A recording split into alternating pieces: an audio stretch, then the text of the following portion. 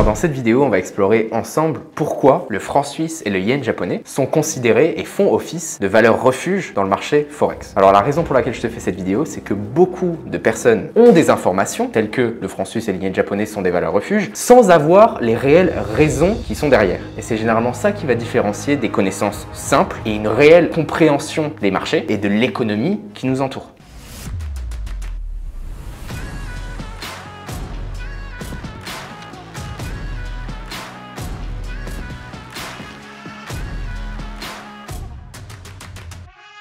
Alors on va premièrement explorer les raisons qui font que le franc suisse est considéré comme une valeur refuge, puis ensuite on va s'intéresser au yen japonais, puis ensuite on va s'intéresser à un des points communs qui les lie et qui, on va dire, conclut un petit peu la raison pour laquelle elles font office de valeur refuge, surtout dans des moments risk-off ou risk-on, chose que je vais aussi t'expliquer.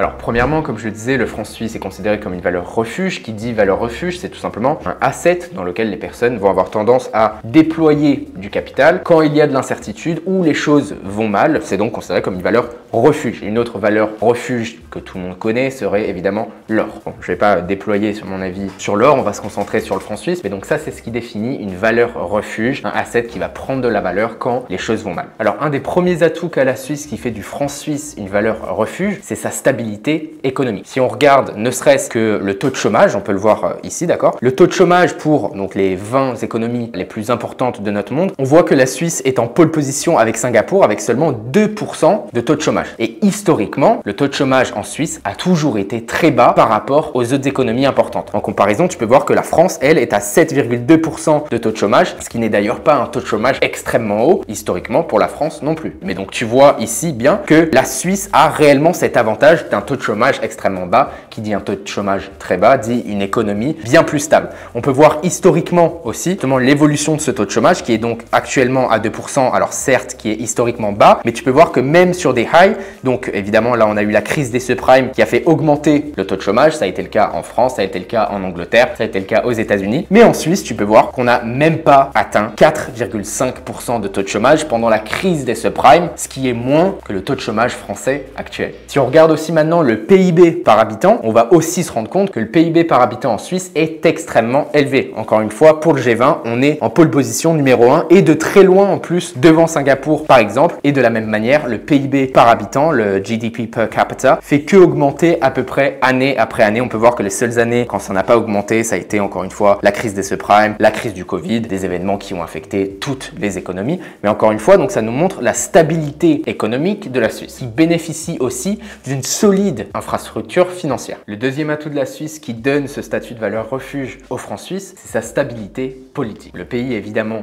connu pour sa neutralité dans les conflits internationaux, ce qui évidemment diminue la volatilité de son économie interne vis-à-vis des différents conflits ou des différents problèmes géopolitiques. Autre chose qui va aussi bénéficier la Suisse, c'est son système bancaire solide. Je pense que tu le sais très bien, les banques suisses sont reconnues mondialement pour leur solidité et leur discrétion, même si on va dire que dans les dernières 5 années, les choses ont un petit peu changé. Mais donc évidemment, de manière générale, avoir un système bancaire extrêmement solide et extrêmement fort va toujours attirer des investisseurs, spécialement dans des moments un petit peu de détresse, des moments de conflit, des moments qu'on appelle risk-off. Il faut bien que tu comprennes que sur les marchés financiers, on a risk-on et risk-off. Risk-on, c'est quand tout simplement les investisseurs veulent prendre du risque. Donc imaginons que je suis de bonne humeur, j'ai l'impression que les choses vont bien, je vais plutôt être risk-on. Et donc de manière générale, quand on voit par exemple les actions américaines, les indices boursiers américains prendre de la valeur, on a tendance à dire qu'on est dans un environnement risk-on parce que les investisseurs sont en train de prendre du risque. Donc acheter, investir dans des actions. Généralement quand on est en risk-on, les investisseurs vont aussi investir par exemple dans les cryptos, d'accord? Et à l'inverse, risk-off, les investisseurs vont plutôt enlever l'argent qu'ils ont dans les actions parce que peut-être il y a des conflits, peut-être il y a de l'incertitude et c'est ça qui va avoir donc un effet risk-off. Donc juste pour que tu comprennes cette histoire de risk-on et risk-off. Autre chose qui aide aussi le franc suisse à avoir ce statut de valeur refuge, c'est tout simplement la Swiss National Bank. Donc la Banque nationale suisse a, j'ai envie de dire, la mauvaise habitude d'intervenir sur le marché d'échange, donc sur sa propre monnaie, sur le franc suisse, pour essayer de réduire la valeur du franc suisse de manière artificielle finalement en manipulant les marchés. Alors c'est quelque chose que d'autres banques centrales peuvent faire, mais la Swiss National Bank est extrêmement connue pour le faire, continue de le faire et c'est vraiment pas surprenant. Récemment, on a Bank of Japan, donc la banque centrale du Japon, qui a eu tendance aussi à bien plus manipuler sa monnaie qu'auparavant, mais historiquement, et c'est toujours le cas, Banque nationale suisse a toujours été très connue pour manipuler le cours de sa propre monnaie. Alors d'un premier abord, une manipulation des taux de change d'une banque centrale, ça paraît pas forcément bon, surtout pour un trader, mais en fait, il faut le voir d'un point de vue d'un investisseur. Et donc, cette manipulation de la Swiss National Bank, tout simplement, offre une certaine stabilisation des taux de change. Il faut bien que tu comprennes que la Swiss National Bank n'intervient pas sur le marché des changes pour aller foutre le bordel et puis ramener de la volatilité. Non, c'est pas son but premier. Son but premier, c'est évidemment de stabiliser justement les taux de change et de réduire la potentielle surinflation de la valeur du franc suisse par rapport à d'autres devises. Parce qu'il faut bien comprendre qu'une augmentation de la valeur du franc suisse à long terme a un impact direct sur l'économie suisse parce que tout simplement les exports deviennent plus chers. Et on va aussi en parler, mais la Suisse exporte énormément, donc pour elle, garder le taux de change de sa monnaie le plus bas possible est intéressant. Et aussi intéressant évidemment pour tout investisseur qui a du commerce en Suisse. Et donc justement, l'intervention de la Banque nationale suisse peut aider de nouveau la compétitivité de l'économie suisse. Donc tout ça finalement constitue les atouts cruciaux dont bénéficie la Suisse et dont bénéficie évidemment le franc suisse, ce qui donc explique son statut de valeur refuge.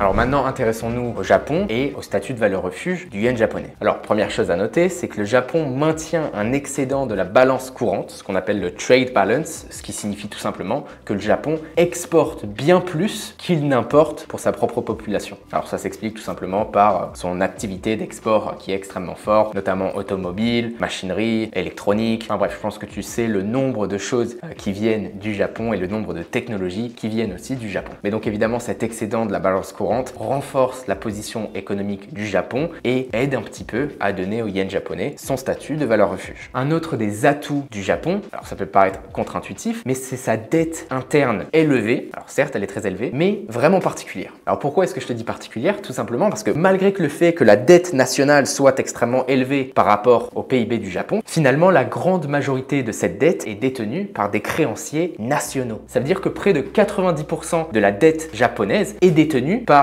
des banques japonaises, par des institutions financières japonaises, par des assurances japonaises, par des citoyens japonais et non pas par d'autres pays ou par d'autres institutions internationales. Donc je pense que tu comprends bien que cette situation de la dette au Japon offre au Japon une stabilité économique interne et comme si c'était pas suffisant, en plus de ça, le Japon est connu historiquement pour avoir quasiment tout le temps les taux d'intérêt les plus bas au monde. Actuellement, le Japon a des taux d'intérêt négatifs dans un contexte mondial où toutes les banques centrales sont en train d'augmenter les taux d'intérêt. Et par exemple, aux États-Unis, on a des taux d'intérêt qui sont à 5,5%. Et au Japon, on est toujours à 0,1%. Alors d'ailleurs, pour toutes les personnes qui tradent le marché Forex, je pense que tu peux comprendre pourquoi on voit le yen japonais se péter la gueule pendant toute l'année 2023. Parce que évidemment, tu as ton argent aux États-Unis qui est pas une économie farfelue avec énormément de risques non plus, une économie qui est stable. Tu prends 5,5% sur ton argent, tu as ce même argent au Japon, on te prélève 0,1% à l'année. Donc où est-ce que tu vas mettre ton argent? Bon, évidemment, tu vas le mettre en dollars, d'où la raison pourquoi le dollar s'est apprécié. Le yen japonais perd de la valeur pendant tout 2023. Tu peux regarder dollar-yen et ça devrait t'expliquer tout ce que tu devrais savoir. Mais donc, ce que je disais par rapport à la situation de la dette au Japon, c'est que donc le Japon, qui doit 90% de sa dette à ses propres citoyens,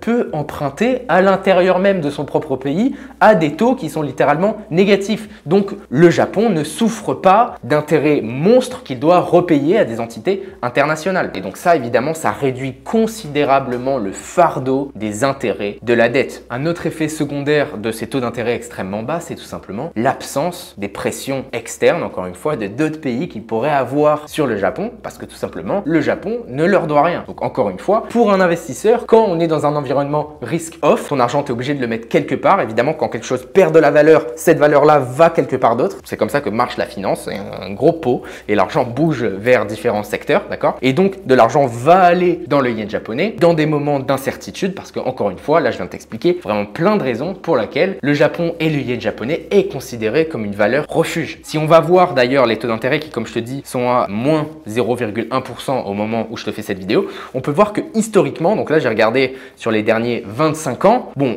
voilà, on a pic à 0,5% de taux d'intérêt en 2008. Sur les derniers 25 ans, le taux d'intérêt le plus élevé était à 0,5. En comparaison, si on regarde l'Australie, qui encore une fois, l'Australie n'est pas une économie farfelue, là je te compare pas ça à l'Argentine, je te compare pas ça au Venezuela, on regarde l'Australie. Actuellement, les taux d'intérêt en Australie sont à 4,35%, ça a été la dernière décision de la RBA, de la Reserve Bank of Australia, qui a décidé d'augmenter ses taux d'intérêt. Donc ça, ce sont les taux d'intérêt actuels, donc évidemment bien plus élevés que les moins 0,1% de Bank of Japan. Mais historiquement, tu peux voir qu'on a fait un top qui était à 7,2%, encore une fois ici, en 2008. Mais alors, cette situation des taux d'intérêt qui sont extrêmement bas au Japon m'amène à mon dernier point, qui est que le yen japonais et le franc suisse, parce qu'il faut savoir que la Suisse et le franc suisse bénéficient aussi de ces taux d'intérêt qui sont historiquement bas en Suisse, mais donc les taux d'intérêt bas de ces deux monnaies en font des monnaies extrêmement attrayantes pour faire ce qu'on appelle du carry trading. Alors si tu sais pas ce que c'est le carry trading, je t'invite grandement à aller checker cette vidéo où je t'explique le carry trading, tout ce qu'il faut savoir dessus. Mais tout simplement, le carry trading, c'est le fait de placer de l'argent sur une paire de monnaies pour gagner le swap. C'est-à-dire qu'on va pas faire une spéculation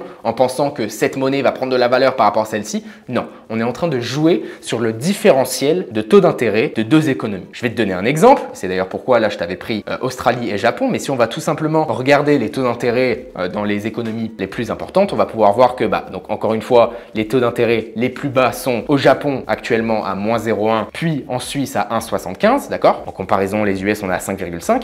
Mais donc, la meilleure opportunité de carry trading en ce moment, c'est tout simplement d'acheter dollar-yen. Alors, premièrement, le dollar apprécie par rapport au yen japonais, donc bénéf, de 1. Mais de 2, tous les soirs, les investisseurs sont payés, ils reçoivent un crédit sur leur compte parce qu'ils sont tout simplement investis dans le dollar qui les rémunère à 5,5% par an, d'accord? Donc ça, c'est la monnaie qu'ils ont achetée. Et la monnaie qu'ils ont vendue, c'est le yen japonais. Donc en quelque sorte, c'est un prêt qui lui est négatif à moins 0,1%. Donc c'est-à-dire qu'on te fait un prêt à moins 0,1% pour acheter une monnaie qui, elle, te rémunère 5,5%. Donc ton taux réel pour l'année, lui, est à 5,6%. C'est-à-dire en tenant dollar-yen pendant un an sur du spot, tu reçois 5,6% sur ton capital, sur ta position, seulement en swaps, sans prendre en compte l'augmentation du prix du dollar par rapport au yen japonais. Donc avec cette explication, je pense que tu comprends qu'à des fins de carry trade, le yen japonais et le franc suisse sont deux monnaies qui sont extrêmement utilisées en tant que ce qu'on appelle funding currency. Mais donc justement, quand on a des moments qui sont risk off, je te rappelle, risk off, c'est quand les investisseurs veulent enlever des risques du marché. Donc on voit le S&P 500, on voit le Nasdaq, on voit le Dow, on voit les indices boursiers américains se péter la gueule, on rentre en risk on.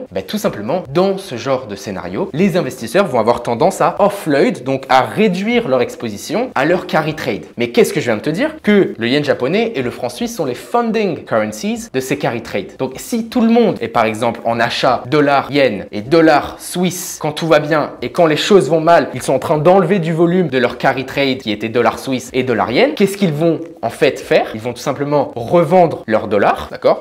Quand tu revends dollar-yen, tu revends tes dollars pour le refaire passer en yen japonais. Il y a donc un flux d'argent qui va dans le yen japonais et dans le franc suisse, ce qui confirme cet effet de risk off, c'est-à-dire les indices boursiers se pètent la gueule, le franc suisse et le yen japonais, eux, s'apprécient et continuent de confirmer leur place de valeur refuge. En petit aparté aussi, mais il faut bien comprendre qu'en finance, on a ce qu'on appelle un self-fulfilling prophecy, qui est tout simplement quand quelque chose arrive de manière régulière et quelque chose qui est connu de tous, en fait, ça devient encore plus vrai parce que tout le monde se comporte de cette manière. Donc, ce que je veux dire par là, c'est que peut-être avant de regarder cette vidéo, tu savais que le franc suisse et le yen japonais sont des valeurs refuge, des monnaies qu'il faut plutôt acheter quand on est en période de risk-off. Tu savais peut-être pas pourquoi, mais juste en ayant cette information, tu vas aller acheter du yen japonais et du franc suisse quand on est en risk-off. Donc en fait, le franc suisse et le yen japonais prennent encore plus de valeur parce que tout le monde sait plus ou moins que le franc suisse et le yen japonais sont des valeurs refuge. Bref, à l'inverse, quand on regarde le carry trading, mais quand les investisseurs vont plutôt être en risk-on et vont essayer d'aller chercher du rendement, aller chercher du risque, ils vont aller donc augmenter leur exposition à leur carry trade, donc augmenter leur exposition aux achats dollar-yen, aux achats dollar-suisse. Historiquement, le dollar australien a souvent été une monnaie avec des taux d'intérêt assez hauts, Donc je sais que par exemple en 2018, moi j'avais de grosses positions carry trade sur Aussie Yen, donc dollar australien, yen japonais, quand les choses vont bien. Mais donc si beaucoup de personnes vont augmenter leur volume et leurs expositions au carry trade type dollar yen, Aussie Yen et qu'ils vont donc acheter ces paires de monnaie, tu achètes dollar yen et Aussie Yen, qu'est-ce que tu fais? Tu es en train de vendre du yen japonais,